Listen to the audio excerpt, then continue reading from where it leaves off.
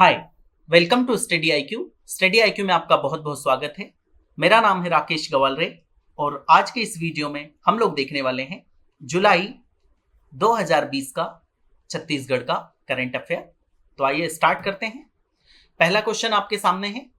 छत्तीसगढ़ राज्य कानूनी सेवा प्राधिकरण और उच्च न्यायालय ने भारत की पहली ई लोक अदालत का आयोजन किया है। याद रखना, ये छत्तीसगढ़ की नहीं बल्कि भारत की पहली ई लोक अदालत है। इनके बारे में हम डिस्कस करेंगे। इसके संबंध में कौन सा तथ्य सत्य है? तो पहली चीज तो आप लोग को लोक अदालत पता होना चाहिए। लोक अदालत का मतलब क्या होता है? ऐसी अदालत होती है जिसमें दोनों पक्ष चले जाते हैं और वहां पर एक प्रकार का समझौता कर लिया जाता है दोनों के बीच में, आपसी सलाह मशविरा करने के बाद। उसे कहा जाता है लोक अदालत। अब ई लोक अदालत का मतलब क्या होगा? आप अपने प्लेस पे बैठे हैं, दूसरा व्यक्ति मान लीजिए बिलासपुर में बैठा है, एक रायपुर में बैठा है, तो वो भी ई लोक अदालत के माध्यम से डिफरेंट डिफरेंट प्लेसेस से कनेक्ट होके इसमें पार्टिसिपेट कर सकते हैं। और अभी रिसेंटली हमारे एक सुप्रीम कोर्ट के जज की टिप्पणी आई है कि ई लोक अदालत एक बहुत अच्छा कंसेप्ट है। इससे हमारी न्याय व्यवस्था काफी क्या हो सकती है? सुदृढ़ हो सकती है, उसकी स्पीड बढ़ सकती है। तो आपको पता होगा इस कोरोना पैंडेमिक में बहुत लोग घर में बैठे हुए और इस वजह से उन्हें वित्तीय संकट आया हुआ है, खासकर वकीलों का वित्तीय संकट। इसके अलावा जो पक्षकार हैं उन्हें भी न्याय नहीं मिल रहा है क्योंकि सारे कोर्ट बंद पड़े हुए हैं। तो इसके लिए हमारी छत्तीसगढ़ राज्य कानूनी सेवा प्राधिकरण और उच्च न्यायालय, यानी कौन सा? हमारा छत्तीसगढ़ उच्च न्यायालय, इन दोनों ने मिलकर ई लोक अदालत का आयोजन किया। और ये छत्तीसगढ़ की ही नहीं बल्कि पूरे देश की पहली ई लोक अदालत थी। अब इसके बारे में फैक्ट देख लेते हैं। कोविड-19 के बीच न्याय प्रशासन सुनिश्चित करने और पक्षकारों तथा वकीलों के बीच वित्तीय संकट को हल करने के लिए यह कदम उठाया गया है। यह बिल्कुल करेक्ट है। दूसरा, उच्च न्यायालय के मुख्य न्यायाधीश PR रामचंद्र मेनन ने वीडियो कॉन्फ्रेंसिंग के माध्यम से ई लोक अदालत का उद्घाटन किया। तो सबसे पहली बात तो आपको इसमें इंपॉर्टेंट डेटा ये पता होना चाहिए। उच्च न्यायालय के मुख्य न्यायाधीश कौन है? हमारे PR रामचंद्र मेनन। ये उच्च न्यायालय के मुख्य न्यायाधीश हैं, छत्तीसगढ़ उच्च न्यायालय के। तो इंपॉर्टेंट डेटा है, ये आपको पता होना चाहिए। तो इसका आंसर होगा क्या? उपरोक्त दोनों ही सत्य है। फिर आपने देखा होगा पुलिस स्टेशन में जो वातावरण होता है काफी भयभीत करने वाला होता है। अगर आपने नहीं देखा तो बहुत अच्छी बात है।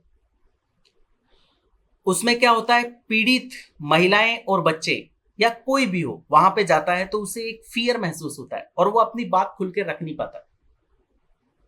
तो उसके लिए सरकार ये योजना लेके आई है। इस योजना का नाम क्या? आदर्श पुलिस स्टेशन योजना। इस प्रकार से पुलिस स्टेशन, एक आदर्श पुलिस स्टेशन बनाया जाए ताकि वहां पर ये जो लोग पहुंचे, पीड़ित महिलाएं और बच्चे, वो अपनी बात खुलकर रखें, भय में ना रखें। तो उसी के लिए ये योजना लाई गई है। इसके बाद एक और इंपॉर्टेंट डेवलपमेंट हुआ है। राज्य सरकार ने बस्तर क्षेत्र में आदिवासी लोगों के खिलाफ छोटे मामलों को वापस लेने का फैसला किया है या निर्णय लिया है तथा उन आदिवासियों को रिहा करने का निर्देश दिया गया है जिनके खिलाफ गंभीर मामले दर्ज नहीं है। गंभीर मामले क्या होते हैं? जैसे कोई रेप हो गया या किसी की हत्या हो गई, ये सारे गंभीर मामले होते हैं। और छुटपुट मामले अगर हैं तो आदिवासी क्षेत्र के लोगों को क्या किया जाए? मुक्त किया जाए, उन्हें रिहा किया जाए। नहीं तो फिर वहां पे आप देख रहे होंगे कि लोग वैसे ही बागी होते जा रहे हैं, नक्सली समस्या बढ़ती जा रही। इसे ध्यान में रखते हुए ये किया गया। तो इसका आंसर होगा क्या? उपरोक्त दोनों ही सत्य है। आदर्श पुलिस स्टेशन योजना छत्तीसगढ़ सरकार की। नेक्स्ट आपने सुना होगा मुख्यमंत्री दर्पण पोर्टल के बारे में, और इसका एक ऐप भी है। मुख्यमंत्री दर्पण पोर्टल और मोबाइल ऐप को एलिट्स एक्सीलेंस अवार्ड 2020 प्राप्त हुआ है। इसके संबंध में कौन सा तथ्य सत्य है? तो पहले तो आपको यही पता होना चाहिए कि एलिट्स एक्सीलेंस अवार्ड किसे प्राप्त हुआ है? तो वो प्राप्त हुआ है मुख्यमंत्री दर्पण पोर्टल को प्राप्त हुआ है। अब ये मुख्यमंत्री दर्पण पोर्टल क्या है, इसके बारे में हम बात कर लेते हैं। तो देखिए यहां पे मैंने मेंशन किया, पोर्टल और ऐप छत्तीसगढ़ सरकार की प्रमुख योजनाओं की सचिवालय से निगरानी करता है, मॉनिटरिंग करता है। समझिए इसे। आपको पता है कितनी सारी योजनाएं चलती रहती है, उनमें करप्शन भी होता है। इसके अलावा उनमें डेवलपमेंट कितना हुआ ये भी देखना पड़ता है, यानी अल्टीमेटली मॉनिटरिंग करनी पड़ती है। तो उसके लिए सरकार ने क्या किया है? एक ऐप बनाया, उस ऐप का नाम क्या है? मुख्यमंत्री दर्पण पोर्टल। तो इसके माध्यम से आप क्या कर सकेंगे, अगर आपको कोई योजना की जानकारी चाहिए या उसमें कितना फंड खर्च हुआ है, उसका विकास कार्य कैसा चल रहा है, तो उसके लिए आप मुख्यमंत्री पोर्टल, दर्पण पोर्टल या मोबाइल ऐप पे देख सकते हैं। इसके अलावा एक और बात भी है इसमें, पोर्टल की मुख्यमंत्री से बात सुविधा नागरिकों को अपने विचार साझा करने के लिए एक मंच प्रदान करती है। अगर आपके मन में आया कि कोई योजना के बारे में आपको कोई सुझाव देना है मुख्यमंत्री जी को, या अपने कोई विचार साझा करने, तो उसके लिए मुख्यमंत्री से बात ऐसा एक ऑप्शन इस पोर्टल में, इस ऐप में आपको देखने को मिलेगा, जिसमें आप अपनी बात रख सकते हैं और वो बात मुख्यमंत्री तक पहुंच जाए। तो इसका आंसर होगा क्या? उपरोक्त दोनों सत्य है। फिर SCCL के बारे में आपने सुना होगा, ये सब कोल इंडिया के पार्ट हैं। SCCL उपक्रम है किसका? कोल इंडिया का। साउथ ईस्ट कोलफील्ड लिमिटेड, उसने कोयले का प्रोडक्शन 2019-20 में, यानी 1 अप्रैल 2019 से लगा के मार्च एंडिंग तक 2020 तक कितने कोयले का प्रोडक्शन किया? तो वो है 150.55 मिलियन टन, इतना प्रोडक्शन किया। और खास बात ये रही कि ये भारत में सभी राज्यों में सर्वाधिक कोयले का उत्पादन, सर्वाधिक। जैसे आपने देखा होगा छत्तीसगढ़ हमारे पास कोयला है, उड़ीसा के पास है, झारखंड के पास है, मध्य प्रदेश के पास भी, वो सब कोयले का प्रोडक्शन करते हैं। बट सबसे ज्यादा प्रोडक्शन कौन से राज्य ने किया? प्रोडक्शन की बात कर रहा हूं मैं, उसके भंडारण की नहीं। तो वो छत्तीसगढ़ राज्य ने किया, और वो कितना? 150.55 मिलियन टन। केंद्र सरकार ने धान और मोलासिस से एथेनॉल बनाने की अनुमति दे दी है। इससे संबंध में कौन सा तथ्य सत्य है? तो आपको पता होगा हमारे यहां पर धान काफी होती है, इसीलिए छत्तीसगढ़ को धान को कटोरा कहा जाता है, पूरे भारत में कहा जाता है। और जो ज्यादा धान बच जाती है उसका क्या किया जाए? तो उसे, एक तो ये तरीका कि उसे सेल कर दें या एक्सपोर्ट कर दें या दूसरे राज्यों को निर्यात कर दें, एक तो ये तरीका है। और हमारे यहाँ पर धान का प्रोडक्शन काफी होता है, ज्यादा ही होता है, वो जितना हमें चाहिए उससे ज्यादा होता है। तो उससे फिर सरकार ने एक तरीका निकाला है, वो क्या? कि इससे एथेनॉल बनाने की कोशिश की जाएगी। अब ये मोलासिस क्या होता है ये भी मैं आपको बता दूं। ये गन्ने में से एक प्रकार से निकलता है, गन्ने का एक प्रोडक्ट है, और इससे कई प्रकार की दवाइयां बनती है, और इससे भी एथेनॉल बनाया जा सकता है। तो इसके लिए प्राइवेट कंपनियां इसमें इंटरेस्ट शो कर रही है। ये 6 प्लांट लगने कुल, कहां कहां पे? बालोद, दुर्ग, रायपुर, बिलासपुर, बलौदाबाजार, जांजगीर चांपा में ये प्लांट लगने वाले हैं। इन्हीं जगह पर क्यों? क्योंकि धान से, ये आपको पता होगा, ये जो एरिया है यहीं पर धान का उत्पादन ज्यादा होता है, यहीं पर धान का उत्पादन अधिक होता है इन्हीं जिलों में, इस वजह से यहीं पे वो 6 प्लांट लगने वाले। इसके बाद में जो निवेश करेंगे, यानी जो भी प्लांट लगाने वाले, प्राइवेट इंडस्ट्रीज लगाने वाली, सिंपल सी बात है, उन्हें बिस्पोक पॉलिसी के तहत रियायतें दी जाएंगी। आपको पता होगा इंडस्ट्रीज को हम निवेश करने पे क्या देते हैं? रियायत देते हैं। उसके लिए बाकायदा हमने पॉलिसी बना के रखी, बिस्पोक, उस पॉलिसी के तहत इन्हें भी रियायत दी जाएगी। सो इंपॉर्टेंट क्या है? इन 6 डिस्ट्रिक्ट में लगेंगे, धान और मोलासिस से एथेनॉल बनेगी। एथेनॉल किस काम में आती है? तो एथेनॉल काम में आती है, एक प्रकार का ईंधन होता है। नेक्स्ट देखते हैं। फिर आपने बिलासपुर यूनिवर्सिटी का नाम सुना होगा, इसका नाम क्या है? अटल बिहारी वाजपेयी विश्वविद्यालय बिलासपुर, या इसे बिलासपुर यूनिवर्सिटी के नाम से भी जाना जाता है। अब इसके पास बर्डन बहुत ज्यादा था। कितना बर्डन था? लगभग इसके पास थे 2 लाख स्टूडेंट्स, लगभग इतने स्टूडेंट्स इसके पास रजिस्टर थे। तो इसका विभाजन किया जा रहा है, और विभाजन करके एक नई यूनिवर्सिटी ओपन की जा रही। कहां पर? रायगढ़, नए रायगढ़। और उस यूनिवर्सिटी का नाम क्या होगा? शहीद नंद कुमार पटेल विश्वविद्यालय रखा जाएगा। उस यूनिवर्सिटी का नाम शहीद नंद कुमार पटेल विश्वविद्यालय। आपको पता होगा झीरम घाटी में जो हमला हुआ था, उसमें नंद कुमार पटेल जी की उस समय क्या कर दी गई थी? हत्या कर दी गई थी, उन्हें शहीद कर दिया गया था। तो उन्हीं के नाम पर इस यूनिवर्सिटी का नाम रखा जाएगा रायगढ़ में। तो बात करते हैं इसके बारे में। इसे बिलासपुर के अटल बिहारी वाजपेयी विश्वविद्यालय से अलग करके बनाया जाएगा, बिल्कुल करेक्ट है। रायगढ़ के किरोड़ीमल इंस्टीट्यूट को टेम्परेरी तौर पर इस विश्वविद्यालय के लिए फाइनल कर लिया गया है, यानी अभी टेम्परेरी कहां पर इस विश्वविद्यालय को खोला जा रहा है? किरोड़ीमल इंस्टीट्यूट। कहां पर है ये? रायगढ़ में। फिर इनमें से रायगढ़ और जांजगीर जिले के करीब 1,20,000 विद्यार्थी होंगे, यानी 2 लाख विद्यार्थी हैं लगभग, उसमें से 1,20,000 तो इसी में आ जाएंगे, यानी आप बिलासपुर यूनिवर्सिटी के पास सिर्फ 80,000 विद्यार्थी बचेंगे। और कॉलेजेस कितने आ जाएंगे इनके पास? लगभग 102 कॉलेजेस आ जाएंगे। तो इसका आंसर होगा उपरोक्त सभी सत्य हैं। यानी नंद कुमार पटेल विश्वविद्यालय ओपन हो रहा है, किसको विभाजित करके? अटल बिहारी वाजपेयी विश्वविद्यालय को विभाजित करके, और इसमें लगभग 1,20,000 स्टूडेंट शामिल हो जाएंगे। नेक्स्ट देखते हैं। आपने केंद्रीय पुरातत्व विभाग का नाम सुना होगा। ये क्या करता है? जो हमारी पुरानी साइट्स होती, एंशियंट टाइम से या मिडविल की, या जो पुराना हमारा कल्चर होता है, कल्चर से मेरा मतलब मंदिर हो गए या कोई पुरानी धरोहर हो गई, इमारत हो गई, उनको ये प्रिजर्व करने का काम करता है, उनको संरक्षित करने का काम करता है। तो हमारे छत्तीसगढ़ में अकेले में राष्ट्रीय संरक्षित मंदिरों की संख्या बताई है किसने? केंद्रीय पुरातत्व विभाग ने। वो कितनी है? 39। पुरातत्व साइट्स नहीं है, याद रखना, सिर्फ मंदिर है। कौन से?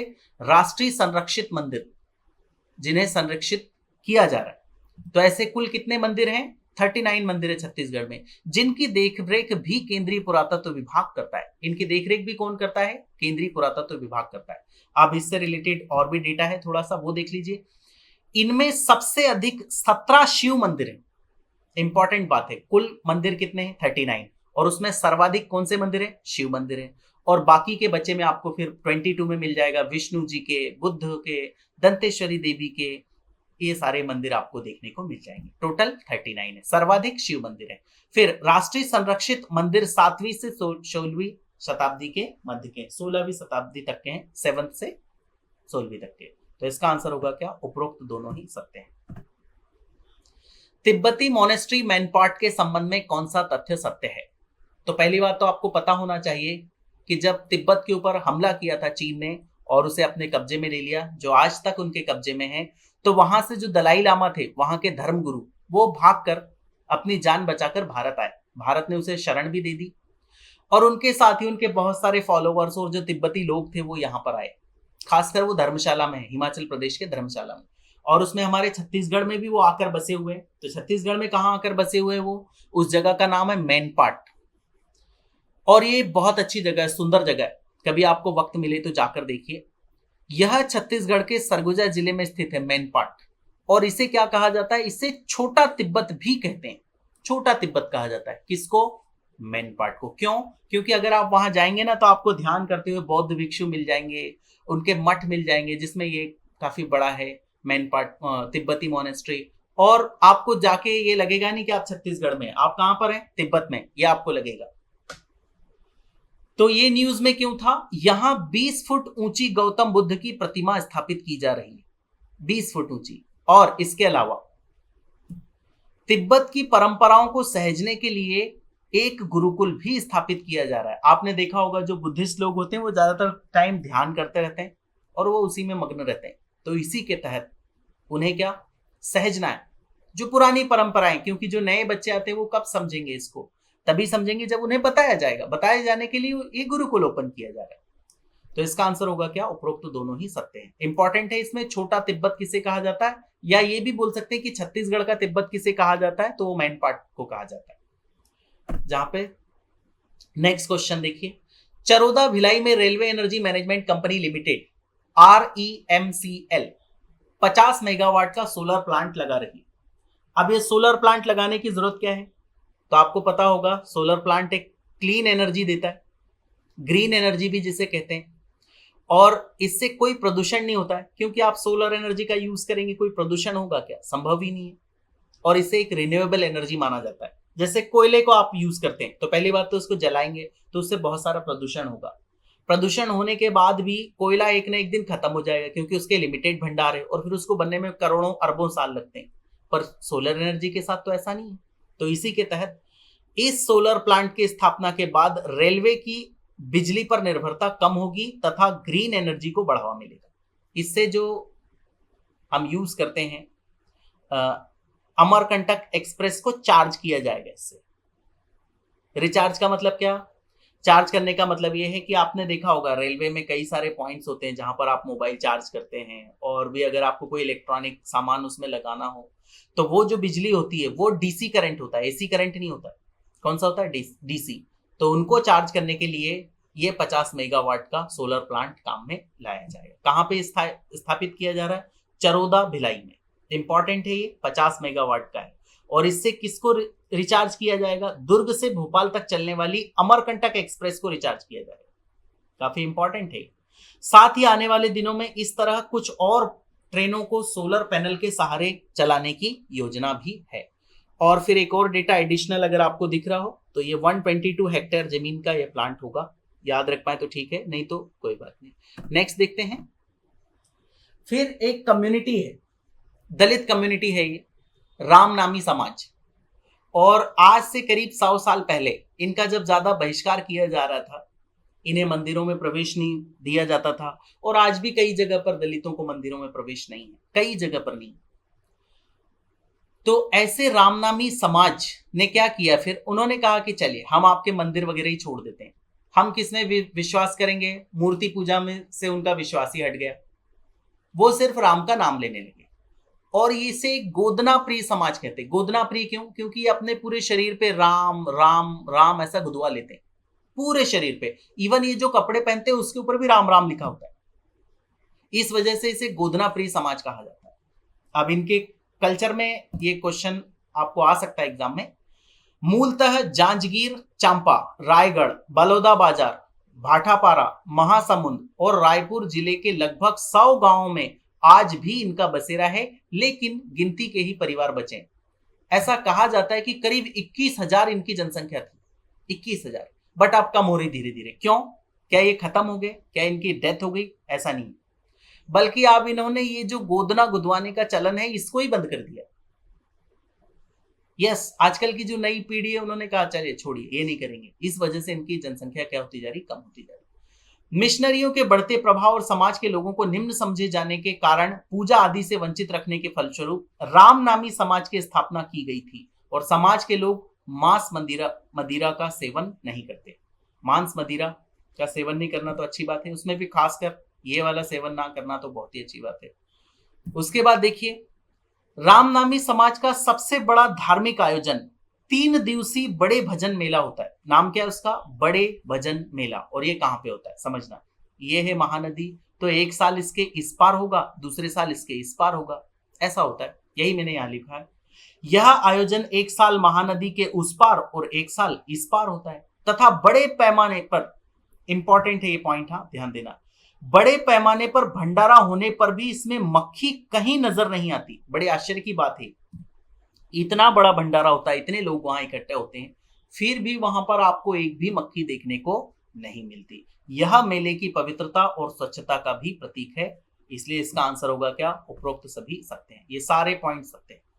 रामनामी समाज, गोदना प्रिय समाज, और ये इन जिलों में मिलता है। और मैंने कल्चर आपको बताई। फिर आपने देखा होगा विश्व प्रसिद्ध बस्तर दशहरा, ये होता है, एक उत्सव होता है। ये कितने दिनों का होना था? 75 दिनों का होता है, अभी तक होता आया। 612 साल से कंटिन्यू हो रहा, बट इस साल इसे कितने 104 दिनों का कर दिया गया। क्यों? क्योंकि बीच में अधिक मास आया। अधिक मास मतलब क्या होता है? हिंदुओं के भी 12 महीने होते हैं, चैत्र वैशाख ज्येष्ठ आषाढ़ ऐसे करके 12 होते हैं। और एक 3-4 साल के बाद एक ऐसी ड्यूरेशन आती है, उसमें एक महीना एक्स्ट्रा होता है, 13 महीना होता है। एक कोई सा भी महीना 2 महीने होते हैं उसके, उसे कहा जाता है अधिक मास। जैसे मान लीजिए चैत्र आया तो एक हो गया चैत्र 1 और एक हो जाएगा चैत्र 2, ऐसा होता है, तो उसे कहा जाता है अधिक मास। तो अब इस अधिक मास में क्या है खास? चलिए, इसकी वजह से 75 दिन का जो हमारा बस्तर का दशहरा उत्सव होता था वो 104 दिन का कर दिया गया। फिर इसके बाद में ये कब शुरू हुआ था? ये उत्सव कब शुरू हुआ था, बस्तर दशहरा उत्सव? तो 1408 यानी 1408 में बस्तर में एक शासक था। उस शासक का नाम क्या? काकती शासक पुरुषोत्तम देव। वो कहां पे गए थे? जगन्नाथपुरी। जगन्नाथपुरी कहां पे? उड़ीसा में। और वहां पर उन्होंने पूजा की, तपस्या की, अर्चना की, और वहां के पुजारियों ने इन्हें क्या उपाधि दे दी? कौन सी? रथपति की। और इन्हें एक 16 पहियों का रथ दे दिया। तभी से यहां पर ये मान्यता है कि ये उत्सव मनाया जा रहा है। टोटल इसको कितने साल हो चुके हैं? 612। और इस उत्सव में ये भी इंपॉर्टेंट है, इसमें आदिवासियों की आराध्य देवी मां दंतेश्वरी की पूजा होती है। दंतेश्वरी देवी की भी पूजा इस उत्सव में होती है। तो इसका आंसर होगा क्या? उपरोक्त सभी सत्य है। मां महामाया शक्कर कारखाना सूरजपुर छत्तीसगढ़ विद्युत वितरण कंपनी से हुए करार के मुताबिक कितने मेगावाट विद्युत का उत्पादन कर रही है? अचानक आपको लगेगा कि शक्कर कारखाने में बिजली कैसे बनेगी। तो शक्कर कारखाने में आपने देखा होगा, ये गन्ना है, गन्ने का जूस निकाल लिया, इससे शक्कर बना ली, फिर इसका जो रेसिडुअल बचता है यानी जो अपशिष्ट बचता है, इसको क्या किया जाए? तो इसके लिए इसको जला सकते हैं हम, और जलाने से क्या होगा? पानी बॉईल कर सकते हैं। पानी बॉईल करेंगे तो क्या होगा? उससे स्टीम बनेगी। उस स्टीम से क्या कर सकते हैं हम? उस स्टीम से हम टरबाइन घुमा सकते हैं। टरबाइन घुमा दिया तो इससे क्या बन गई? बिजली। इसी प्रकार से इससे बिजली बनती है। सभी में ऐसा ही होता है। कोयले में कोयला जलाते हैं, न्यूक्लियर एनर्जी में न्यूक्लियर जलाते हैं, बट हाँ, पानी ही बॉईल करके स्टीम बनाई जाती है और उसी से टरबाइन घुमाया जाता है।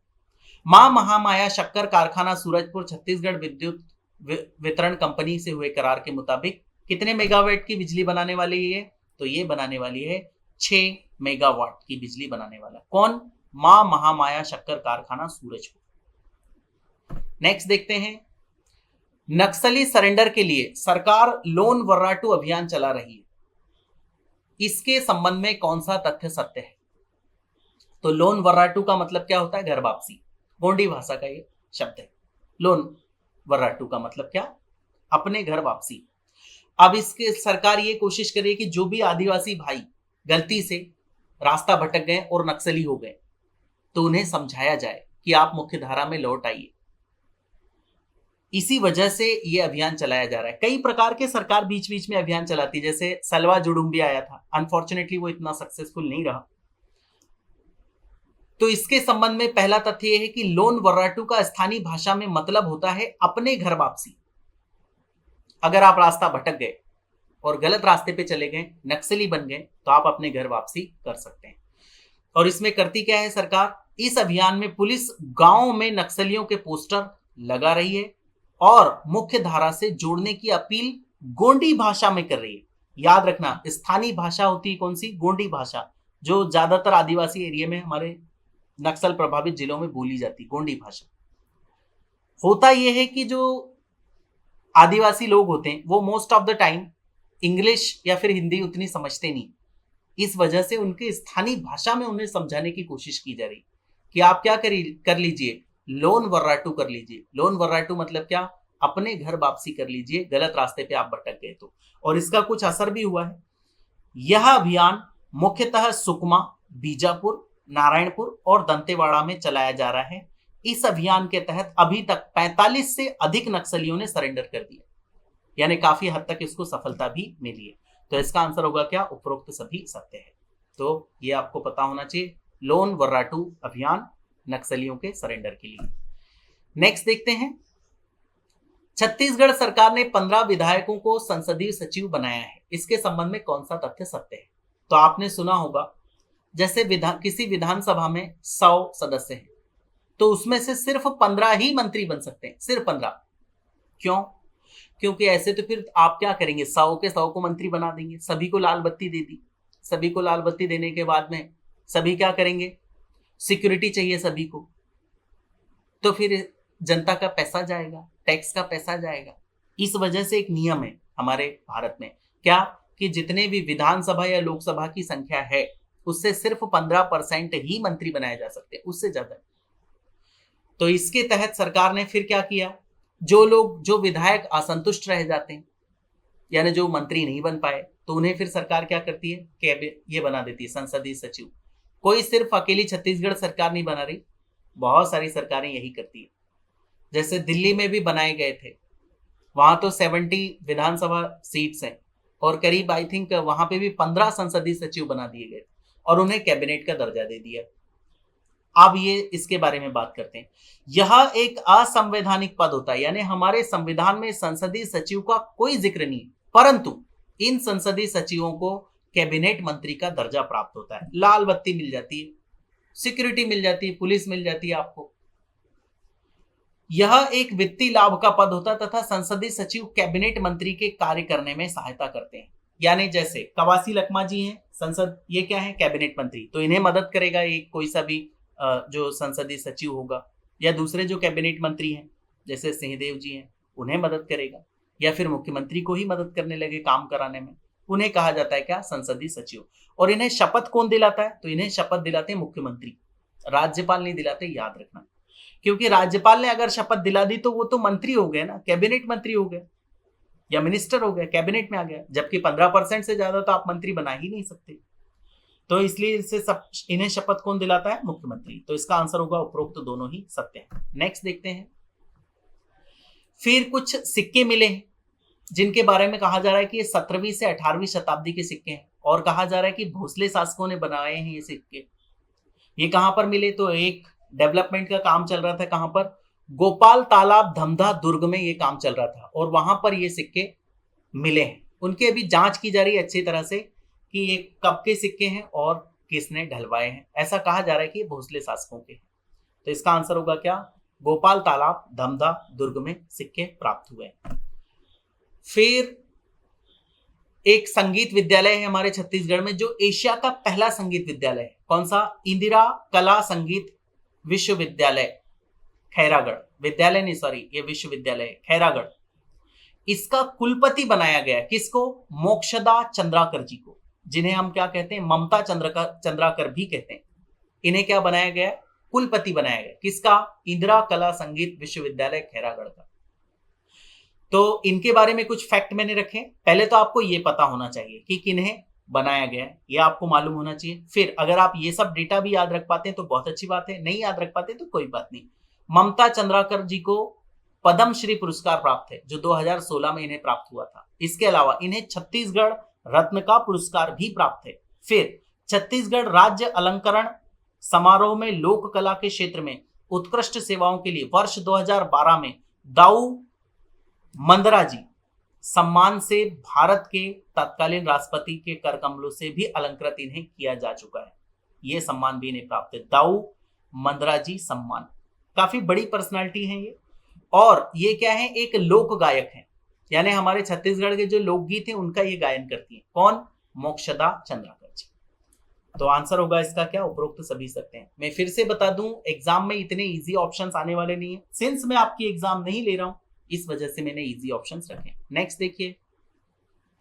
फिर ये तो फैक्चुअल डेटा है। छत्तीसगढ़ टेनिस संघ के अध्यक्ष किसे नियुक्त किया गया, तो इसका आंसर है क्या, श्री भूपेश बघेल जी, जो कि मुख्यमंत्री होंगे। फिर ये डेटा मोस्ट इंपॉर्टेंट है क्योंकि महिलाओं से रिलेटेड या फिर जो डायरेक्ट जनता से जिसका सरोकार हो, ऐसी चीजें एग्जाम में आती है। तो महिला आयोग, छत्तीसगढ़ महिला आयोग की अध्यक्षा किन्हें नियुक्त किया गया है, मींस छत्तीसगढ़ विमेन कमीशन। तो ये नियुक्त किया गया है किरणमयी नायक जी को। किरणमयी नायक जी, इन्हें क्या बनाया गया, छत्तीसगढ़ महिला आयोग की अध्यक्ष। नेक्स्ट देखते हैं। छत्तीसगढ़ की कला एवं संस्कृति को सहेजने के लिए छत्तीसगढ़ संस्कृति परिषद का गठन किया जाएगा।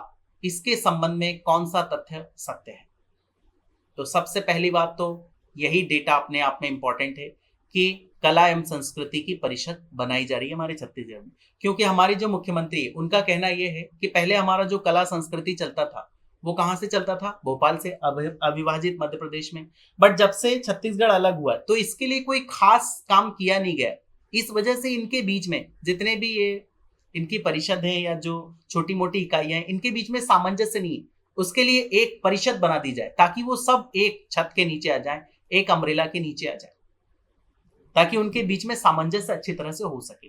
तो इसके बारे में सत्य कौन सा है, सभी सत्य हैं। तो पहला देखिए, प्रदेश के मुख्यमंत्री इसके पदेन अध्यक्ष होंगे तथा संस्कृति मंत्री इसके उपाध्यक्ष होंगे। ये इंपॉर्टेंट है। मुख्यमंत्री पदेन अध्यक्ष होंगे मतलब क्या, जो भी मुख्यमंत्री होंगे वो इसके अपने आप में अध्यक्ष हो जाएंगे। संस्कृति मंत्री इसके क्या हो जाएंगे, उपाध्यक्ष। और फिर इसके सदस्य कौन होंगे, तो जितने भी हमारे यहाँ पे कलाकार हैं, जैसे कोई गायक है, कोई नृत्यकार है, या कोई लेखक है, या कोई और साहित्य से संबंधित है, वो इसके सदस्य होंगे। इस परिषद के अंतर्गत संस्कृति विभाग की समस्त इकाइयों को एक रूप किया जाएगा, एक ही प्लेटफॉर्म के नीचे उन्हें सबको लाया जा रहा है। फिर इसका उद्देश्य क्या है? इसका मुख्य काम राज्य में साहित्य, संगीत, नृत्य, रंगमंच, चित्र एवं मूर्ति कला, सिनेमा, आदिवासी एवं लोक कलाओं को प्रोत्साहित करने के लिए और उन्हें संरक्षण देने के लिए काम होगा। सिंपल सी बात है, संस्कृति परिषद है तो वो यही सब काम करेगी। नेक्स्ट देखते हैं।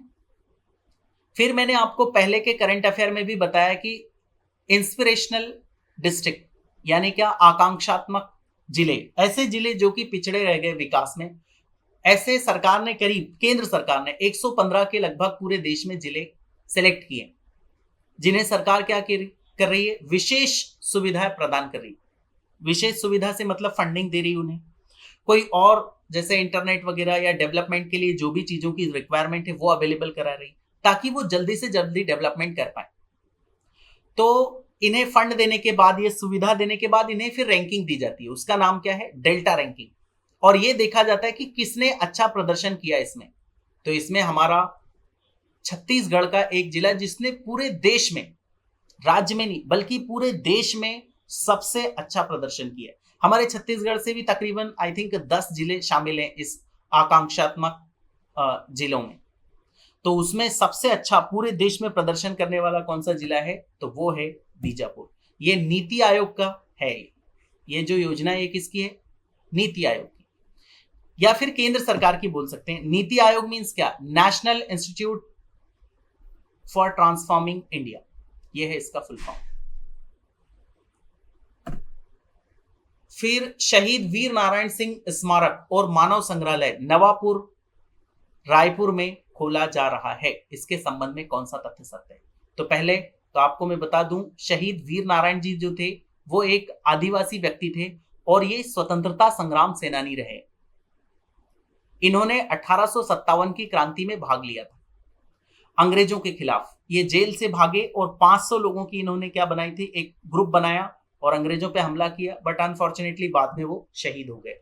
शहीद वीर नारायण सिंह जी, तो उनके नाम पर स्मारक और मानव संग्रहालय कहां पर बनाया जा रहा है? नवा रायपुर में खोला जा रहा है। शहीद वीर नारायण को पहला छत्तीसगढ़ी स्वतंत्रता सेनानी कहा जाता है। ये काफी इंपॉर्टेंट है। छत्तीसगढ़ का पहला स्वतंत्रता सेनानी किसे कहा जाता है? तो वो कहा जाता है शहीद वीर नारायण जी को। तथा उन्होंने 1857 की क्रांति में भाग लिया, पार्टिसिपेट किया, जो मैं बता चुका हूं। उनके पूर्वज गोंड आदिवासी समूह से थे और सारंगढ़ के रहने वाले थे। तो इतना याद रह जाए तो ठीक है, नहीं तो ये आपको पता होना ही चाहिए कि छत्तीसगढ़ का पहला स्वतंत्रता सेनानी किसे कहा जाता है? तो वो कहा जाता है शहीद वीर नारायण सिंह जी को। फिर उस स्मारक में और उस संग्रहालय में क्या होगा? सिंपल सी बात है, आदिवासी समाज के बारे में होगा। स्मारक से आने वाली पीढ़ियां आदिवासी समाज के इतिहास और आजादी की लड़ाई में उनके योगदान को जानेंगे। यानी जो आदिवासी समाज है उन्होंने हमारे इतिहास में क्या योगदान दिया और उन्होंने आजादी में भी काफी योगदान दिया और वो हमारे समाज का बहुत ही अभिन्न अंग है। तो ये भी करेक्ट है। फिर यह निर्माण नवा रायपुर के पुरखौती मुक्तांगन में 25 करोड़ 66 लाख रुपए की लागत से होंगे। ये सारे जो निर्माण है इसमें इतनी राशि खर्च आएगी और कहां पे? पुरखौती मुक्तांगन में इसे निर्मित किया जाएगा, निर्माण किया जाएगा। इसका आंसर होगा उपरोक्त सभी सत्य है। फिर एक पत्रिका हमारे वन विभाग ने लॉन्च की है जिसमें कि जो हमारे फॉरेस्ट ऑफिसर्स हैं उनके आर्टिकल्स होंगे। आजकल हमारे जंगलों में क्या चल रहा है, किस प्रकार की योजनाएं चल रही है, ये सारा उसमें वर्णन होगा। उस पत्रिका का नाम क्या है? हरिहर भुइयां, और ये हमारे मुख्यमंत्री श्री भूपेश बघेल जी ने लॉन्च की। और इसका गढ़बो नवा छत्तीसगढ़ की शुरुआत की। इस पत्रिका का नाम क्या है? हरिहर भुइयां, और इसकी टैगलाइन क्या है? गढ़बो नवा छत्तीसगढ़। इसके बारे में बात कर लेते हैं। हरिहर भुइयां में वन विभाग की गतिविधियों से संबंधित लेखों का समाहित किया जाएगा, यानी वन विभाग के जो लेख हैं उन्हें इसमें समाहित किया जाएगा। इस पत्रिका में राज्य के वन अधिकारी और कर्मचारियों द्वारा लिखे गए लेखों का संकलन रहेगा तथा यह पत्रिका निःशुल्क उपलब्ध होगी। और ये क्या है? एक त्रैमासिक पत्रिका है। त्रैमासिक का मतलब क्या? 3 महीने में ये निःशुल्क अवेलेबल होगी। तो इसका आंसर होगा उपरोक्त दोनों ही सत्य है। So this is the end of the video. Thank you, thanks a lot. जय हिंद।